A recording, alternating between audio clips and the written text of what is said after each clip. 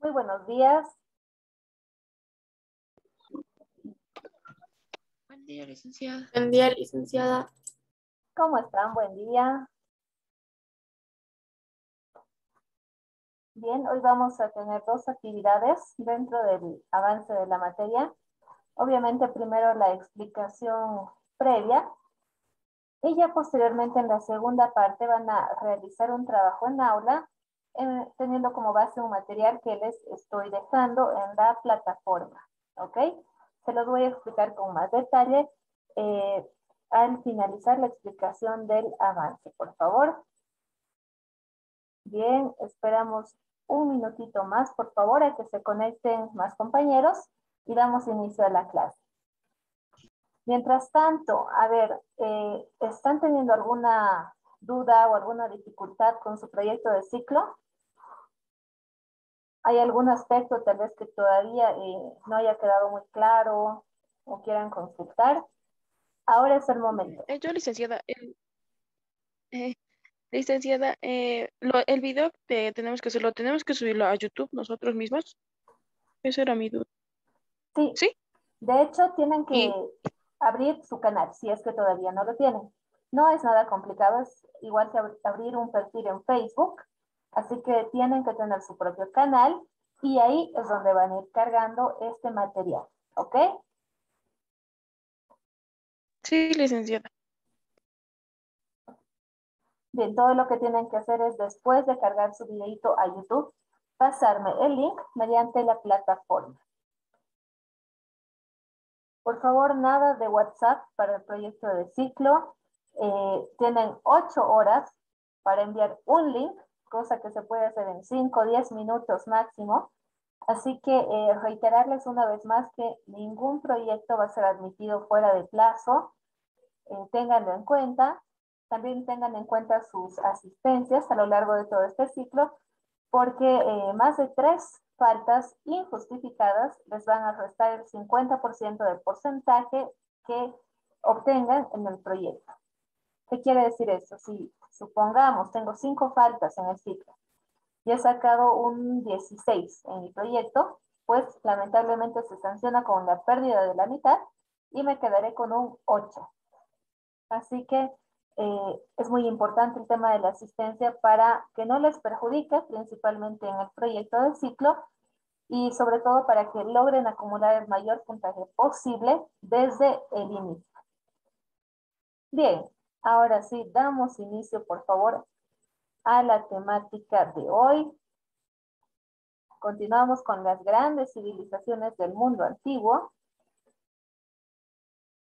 Y en este caso tenemos a Egipto. Civilización egipcia. ¿Se ven las diapositivas? Sí, licenciada. Ok, muchas gracias. Bien. A ver, una vez más nos vamos a enfocar primeramente en la pequeña y breve descripción geográfica de la civilización egipcia. Podemos ver que limitaba tanto con el delta y el valle del río Nilo.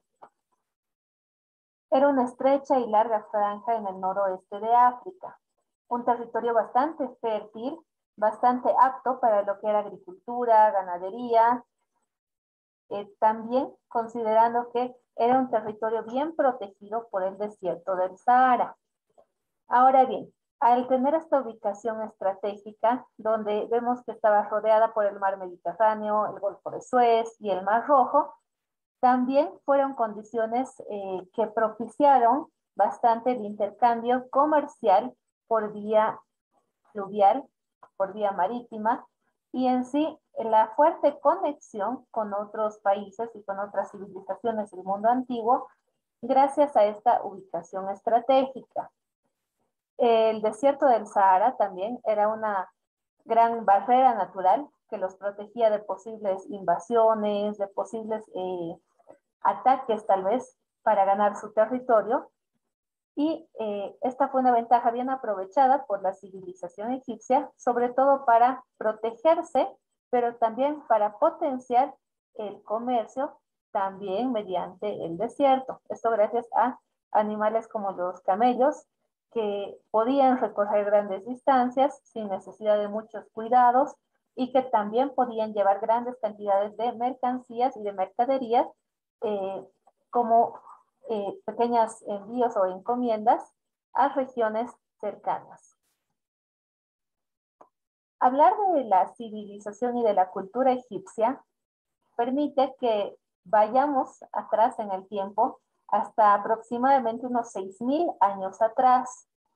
Fue una de las culturas y de las civilizaciones más ricas culturalmente hablando, debido a que también era una sociedad bastante estructurada y bastante organizada.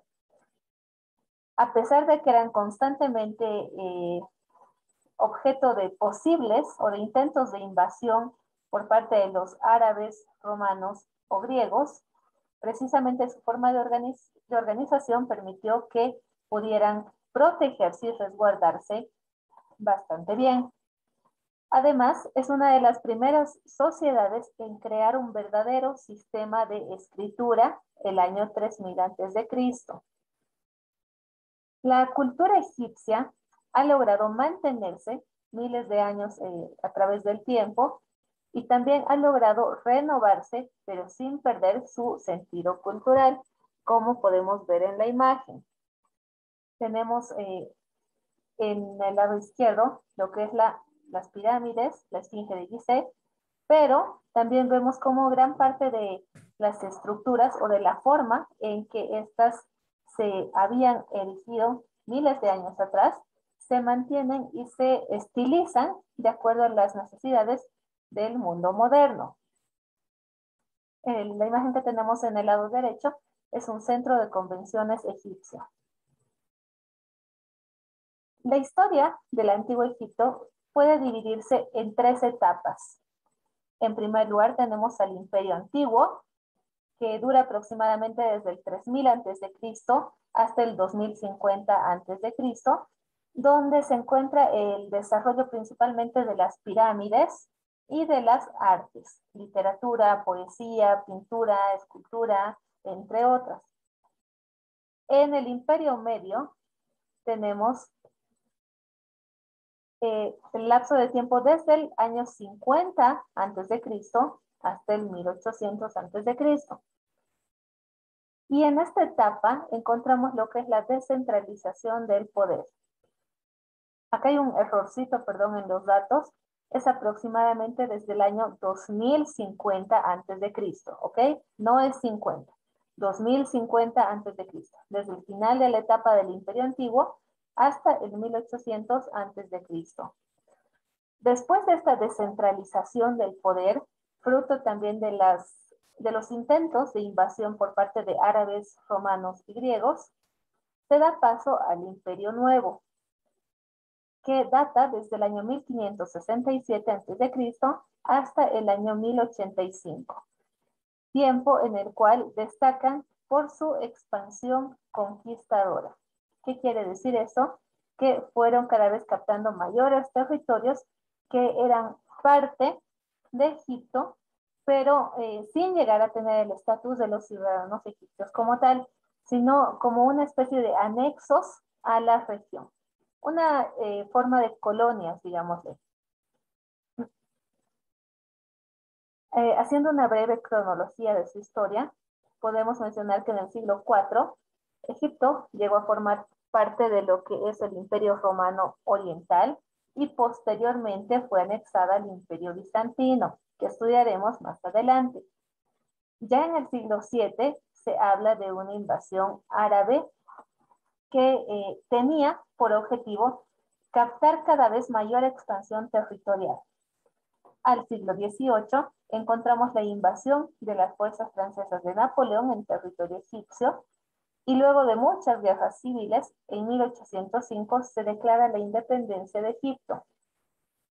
Ya entrando al siglo XX y después de finalizar un tiempo de dictaduras, Hosni Mubarak fue derrocado en el 2011. Tenemos a Hosni Mubarak como el último antecedente de este tiempo de dictaduras, pero lamentablemente fue reemplazado por un gobierno igual o casi igual de corrupto, con bastantes malos antecedentes.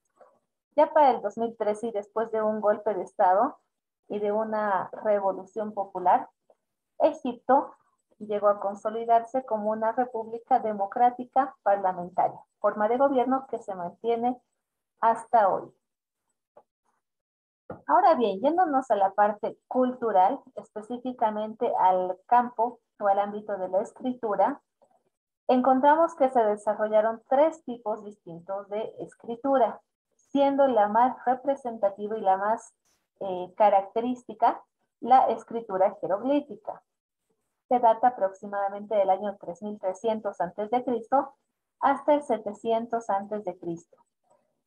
Era un complejo sistema de símbolos que representaban objetos, algunos sonidos, letras, sílabas o actividades de la vida cotidiana. Algo bastante parecido a lo que pasaba en China con los pictogramas. Recordemos que eran representaciones gráficas, ¿no es cierto? De ideas, de emociones, de fenómenos naturales. Algo similar sucedió con la escritura jeroglífica en Egipto. Posteriormente se dio paso a la escritura hierática, la cual fue adaptada al papiro, y esta evolucionó finalmente en una escritura demótica, mucho más abreviada que la hierática. Lo que se buscaba al simplificar este sistema de escritura es hacerlo un poco más fácil y de más fácil acceso para todos los habitantes de Egipto. Acá podemos ver inicialmente cómo los jeroglíficos daban una pauta de ideas mediante representaciones gráficas bastante complejas, bastante simbólicas también, pero también muy estructuradas. Posteriormente esto fue evolucionando hasta llegar a la imagen que tenemos debajo, donde ya vemos unos pájaros, llegamos a ver tal vez unos molinos, un hombre realizando alguna actividad. Es decir, se fue identificando a esta clase de símbolos con actividades que representen una idea en general. Respecto a la estructura ya como tal de la sociedad egipcia, a la cabeza contábamos con el faraón, el emperador, aquel que tenía el poder absoluto y plenipotenciario sobre todo Egipto. Se llegaba a ser faraón de una manera hereditaria, una vez más era algo reservado solamente a los primogénitos varones, y el poder era vitalicio. El faraón era asesorado por los nobles, aquellas familias o aquellos hombres representantes de familia que fueran los más instruidos, pero también los que tenían mayor poder económico dentro de Egipto como tal. Es por eso que se les asignaba cargos de asesoría y también hacían una suerte de consejeros para el faraón. Posteriormente contamos con los soldados, la clase guerrera del país. Eran también uno de los más, de los estratos sociales más reconocidos debido a su valentía y sobre todo a la forma en que, si fuese necesario, ofrendaban su vida en favor del imperio. A continuación tenemos a los escribas, clase social que podría representarse o podría asemejarse a lo que hoy conocemos como notarios. Es decir, eran aquellos que registraban todas todos los contratos, todas las actividades comerciales, registraban tal vez un nacimiento, un hecho importante, una unión matrimonial, tal vez un acuerdo de paz entre Egipto y, se me ocurre, alguna pequeña tribu o alguna pequeña región de Grecia, aquellos que registraban también la derrota de un bando enemigo, que registraban a los esclavos, es decir, eran todos los que llevaban adelante la parte documental y legal de lo que era Egipto. Estructuraban y organizaban al imperio gracias a su gran capacidad para poder redactar estos documentos y mantenerlos en un archivo, digámoslo así, que pueda conservar de alguna forma estos acuerdos de una forma mucho más solemne. Posteriormente encontramos a la clase obrera, donde se incluyen los comerciantes, artesanos y en el último peldaño y más numeroso, los esclavos. Dentro de lo que fue la cultura de Egipto, es muy importante destacar las manifestaciones artísticas, que en gran medida expresaban creencias religiosas. También permitió manifestar e inmortalizar el poder de los monarcas en estas grandes obras y que tenían especialmente un contenido místico y formas bastante colosales, sino monumentales. En cuanto a pintura, se manejó una simbología del color bastante estructurada y también bastante organizada, donde destacan los colores planos y los tonos tierra. Los personajes siempre aparecían de perfil. Como podemos ver acá en esta imagen, que también incluye unos cuantos jeroglíficos y representa a una mujer de la nobleza jugando una partida de ajedrez, encontramos diversidad de colores, ¿no es cierto? A ver, pregunta de cultura general. ¿Qué tintes naturales pueden utilizarse para dar color a dibujos o a imágenes como la de la pantalla? ¿Qué creen? ¿Qué tintes naturales podrían haber sido utilizados? Buen día, licenciada. Para empezar, es el carbón, podría ser greda, algunos vegetales, algunas hojas. Ya, Bueno, básicamente creo que tenían como base el carbón, utilizaban el carbón para darle color por el hecho de que sea negro. ya. Muy bien, gracias, Nico. Luciana, Gracias, licenciada. No tengo, la verdad, una idea muy clara, pero por lo que he visto incluso en la cultura boliviana, lo que usa mayormente es el barro para hacer un tipo de tinte. También utilizan frutas mezcladas con limón para que salgan otros tonos y mezcladas con agua. muy bien, Luciana. A ver, ¿alguna participación más? Daneida, por favor.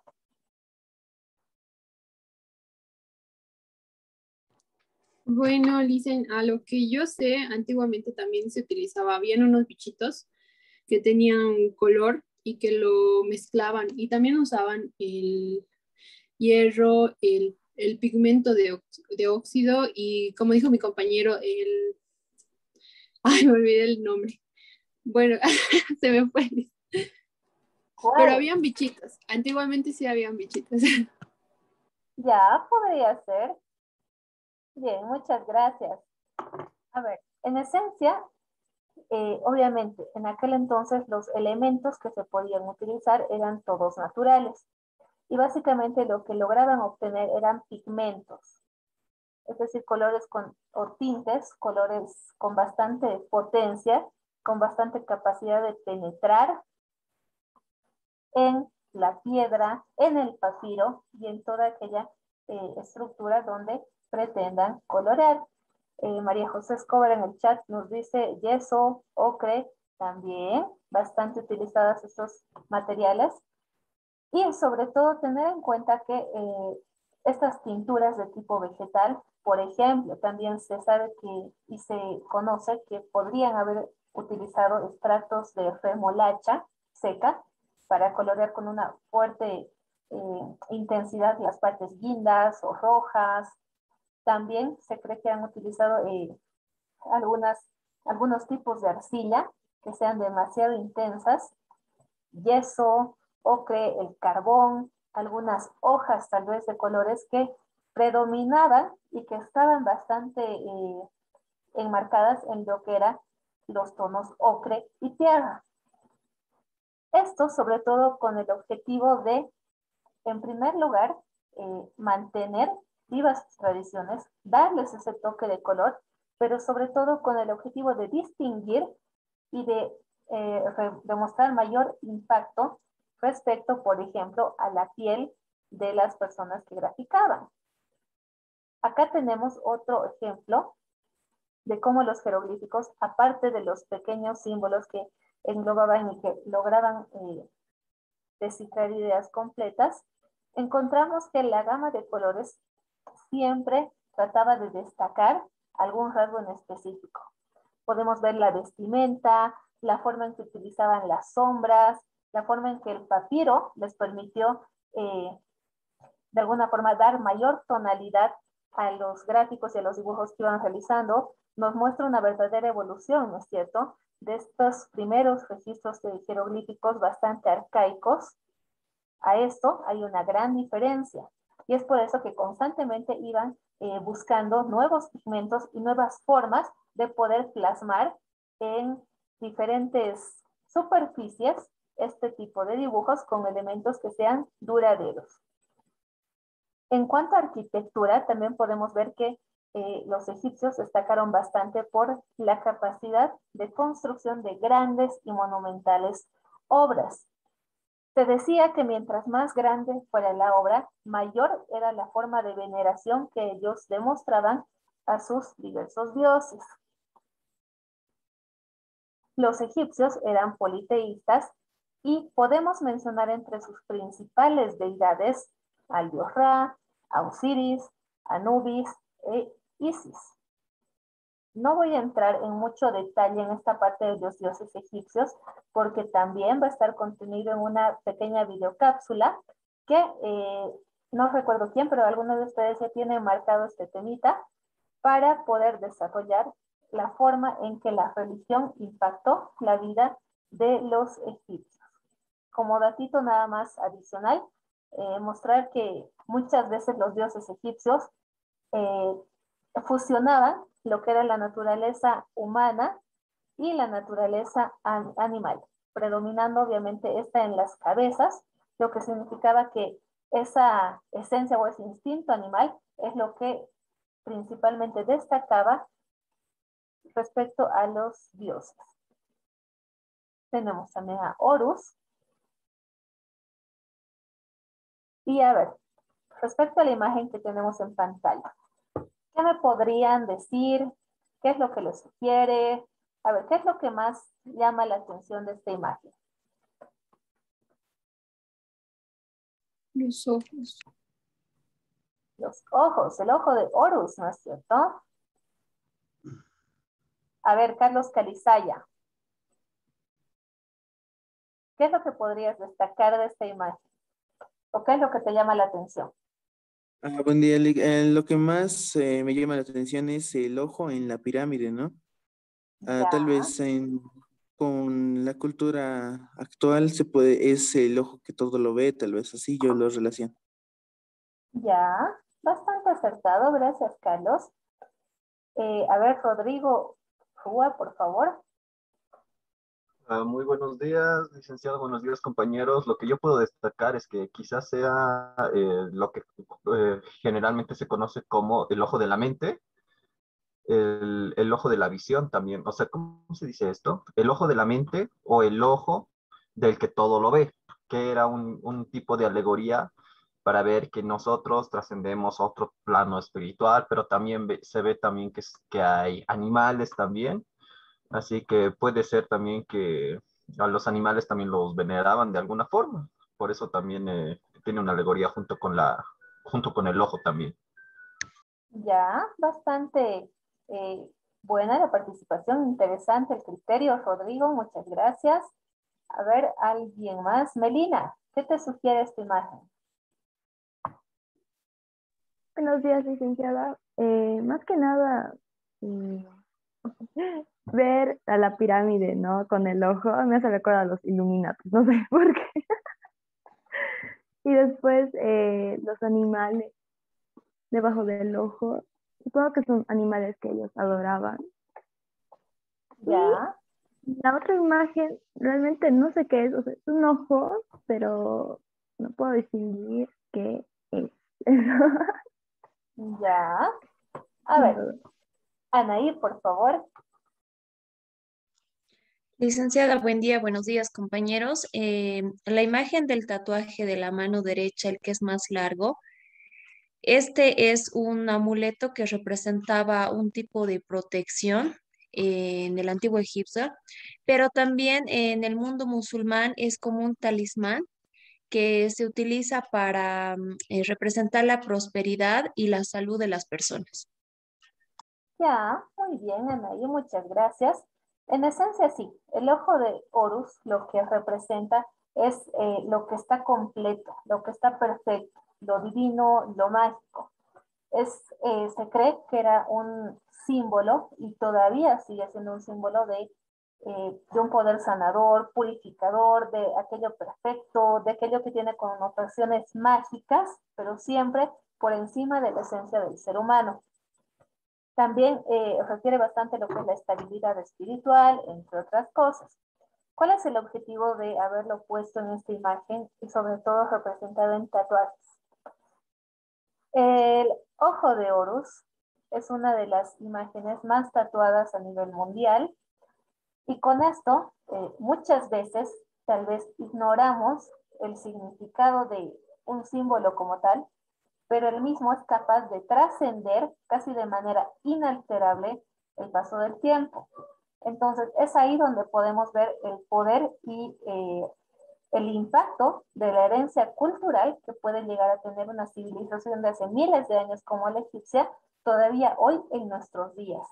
Vemos en este tatuaje bastantes jeroglíficos, bastantes símbolos utilizados en el antiguo Egipto, claro, ya mucho más estilizados, pero que tratan de mantener la esencia que desde esos años se trató de representar.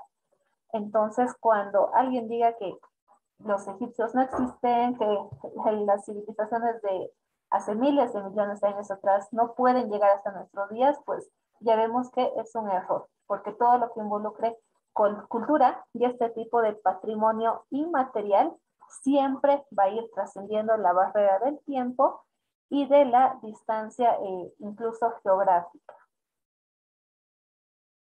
Los egipcios creían bastante en lo que era la vida después de la muerte.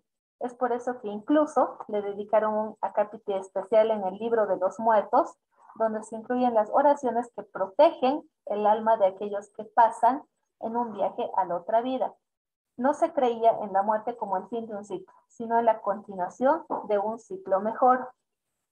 Es por eso que se rendía un verdadero culto a la muerte, donde las personas que pertenecían a la nobleza, faraones, escribas, contaban con verdaderas cámaras funerarias rodeadas de mucho lujo y de todas las comodidades que se creía la persona podía llegar a necesitar en su próximo ciclo de vida.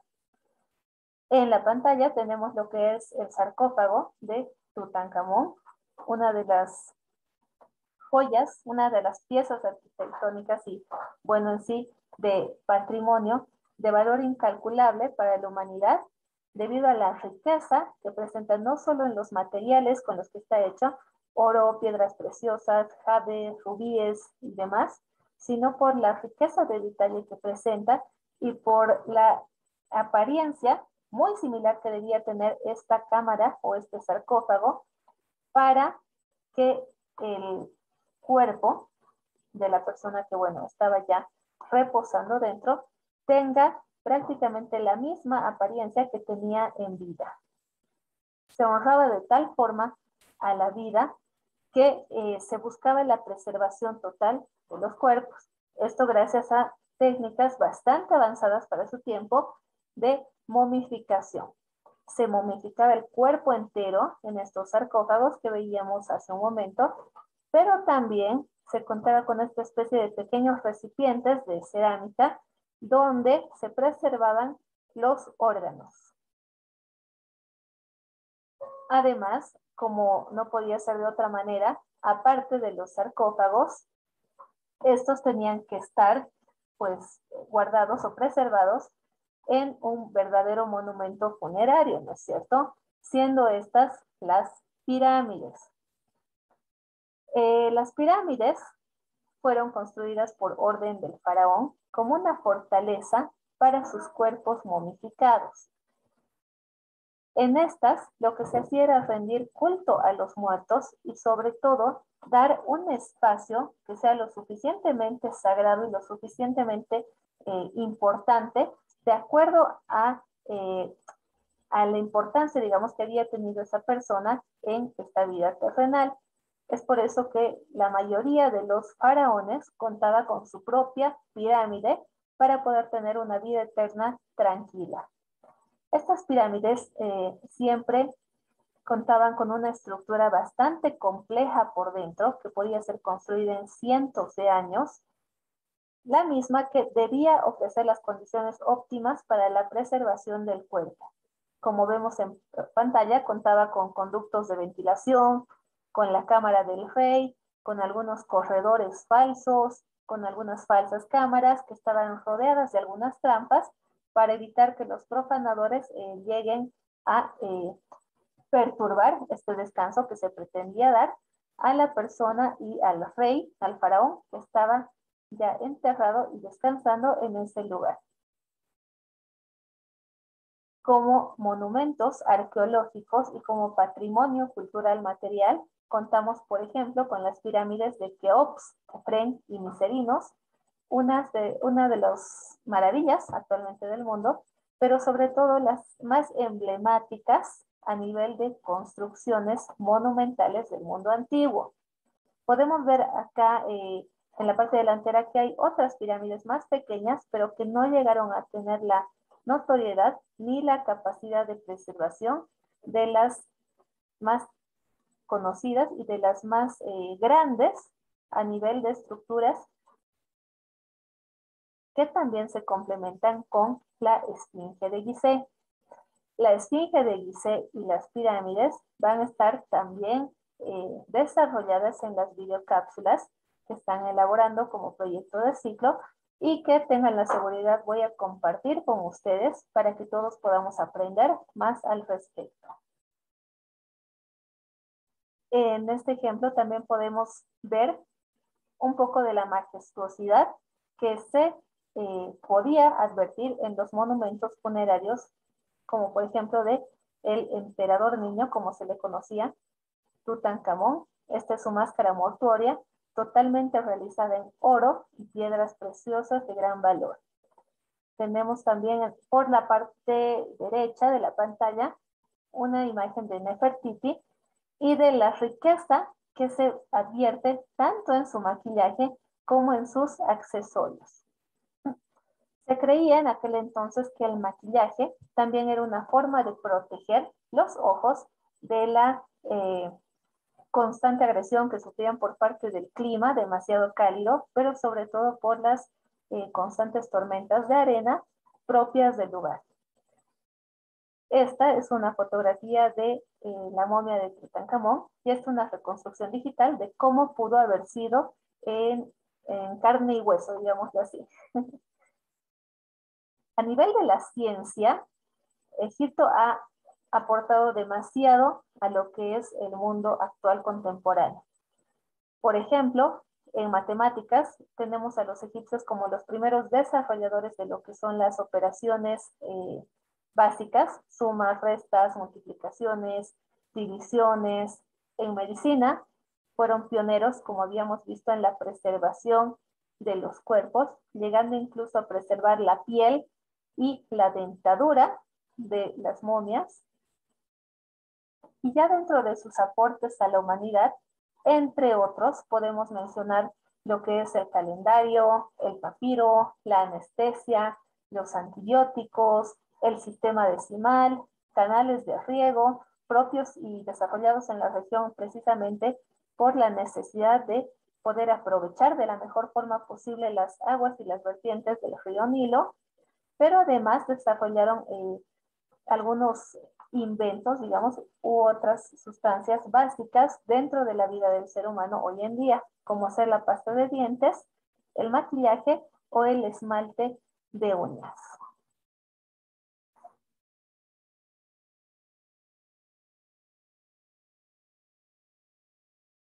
Bien, con eso hemos dado un paseo súper rapidito por lo que es la civilización egipcia, pero vamos a complementar esto con una pequeña actividad que va a ser y que va a validar su asistencia en clase. ¿Qué es lo que van a hacer? con toda la información que hemos desarrollado ahora, más una lectura y un videíto de 10 minutos, creo, que ya están disponibles en la plataforma, van a realizar un mapa conceptual manuscrito que sintetice los aspectos más importantes de la cultura egipcia. Este mapa conceptual, reitero, va a ser manuscrito y lo van a enviar al correo de la materia.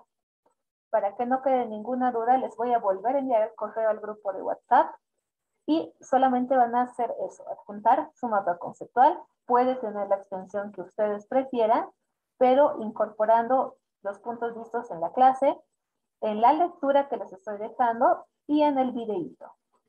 ¿Alguna consulta? ¿Hasta qué hora lo tenemos que entregar? Lo tienen que entregar hasta las 10:15. Es una actividad que parte, bueno, y complementa la clase, así que no quiero que les consuma mucho tiempo. No es complicada, háganla con atención y van a ver que rapidísimo la terminan y sobre todo que va a complementar mucho más lo que hemos podido ver hoy. ¿Alguna duda más?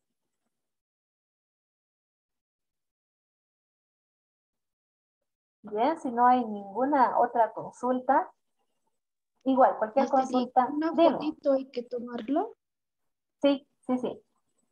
Le sacan una foto que esté legible y lo mandan al correo. Está bien y gracias.